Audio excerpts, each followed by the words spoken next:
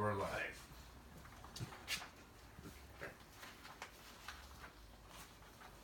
Say hi. Okay, everyone. Today I want to address something that we're all very familiar with. It's embedded its way into almost every single person's daily life. It plays a role in our ability to get a job, stay connected with our friends, and stay in touch with family. It has an effect on the way that we spend our day and see ourselves and see others. Can anybody guess what I am talking about? Social media.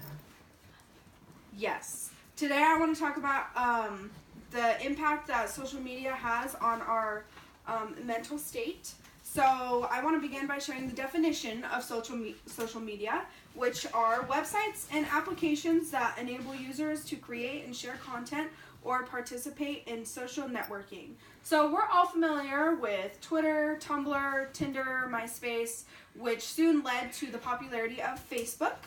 Statista.com said that Facebook is by far the most popular form of social media. In 2016, it averaged at just under 2 billion active users per month and is steadily climbing. So today I want to begin by talking about the 5 different forms of internet addiction and then leading my way into the classic signs of an addict and how that applies to our use of our social networks.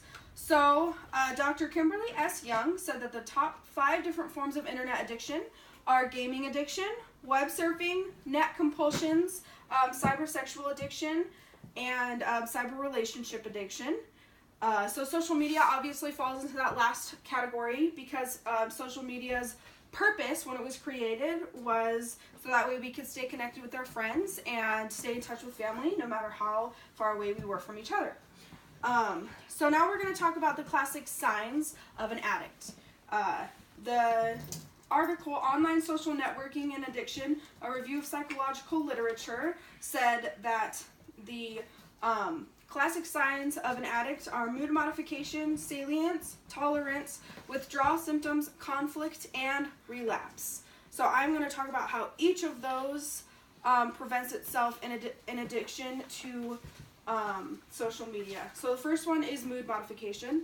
So why do we use Facebook? What is the draw here?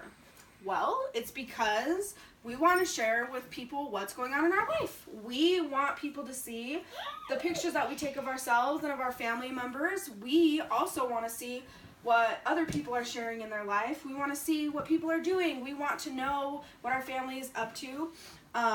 We want to watch funny videos or really cute videos of animals. So all of these affect our mood. They make us feel happy. They make us feel good about ourselves. It can also make our mood bad. It can make us angry if we see an opinion we don't necessarily agree with. It can cause issues in our relationships if we get in arguments.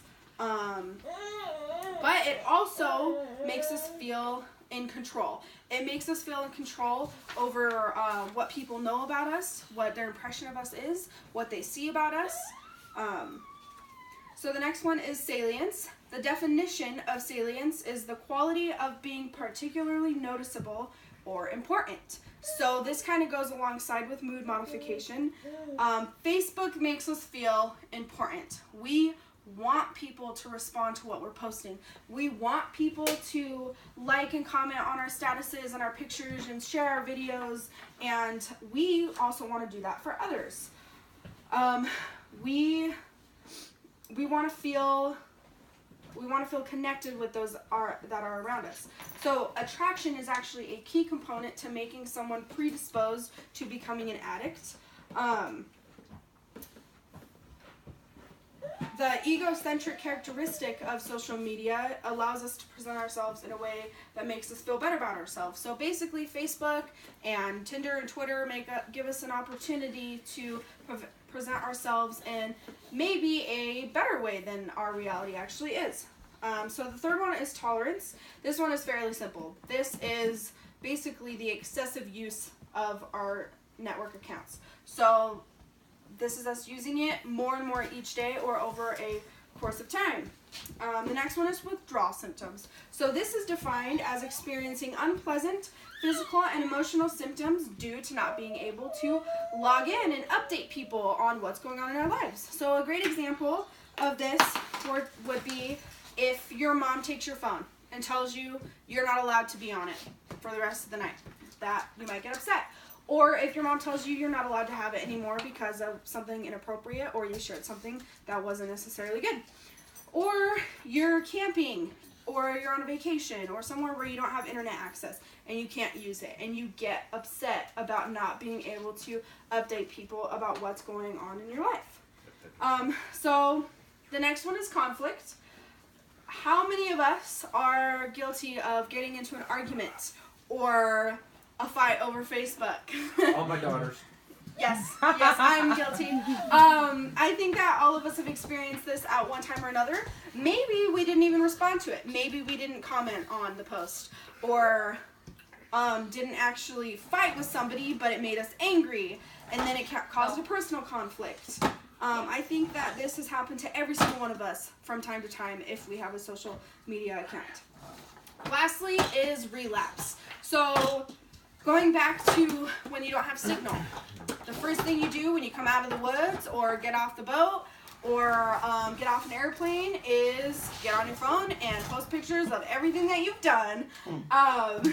You just go right back to the excessive usage. So when I started researching this topic, I realized that I actually show all of these signs of an addict of social media.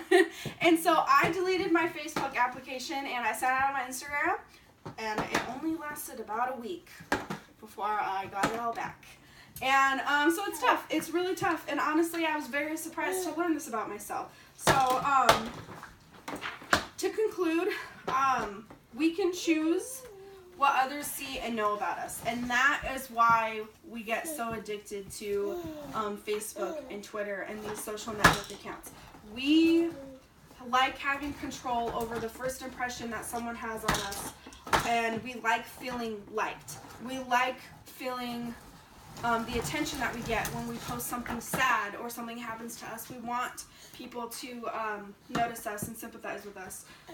We want people to know us in the way that we want people to know us. It's a way for us to choose the way that we come off to people.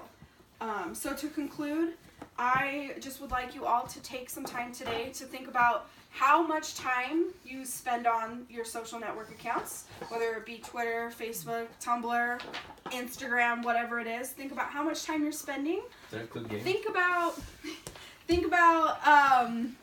how you would do if you deleted it, if you didn't have to use it. How often you would think about it or get the itch to use it. And you may want to reevaluate your life. One thing is YouTube, I can't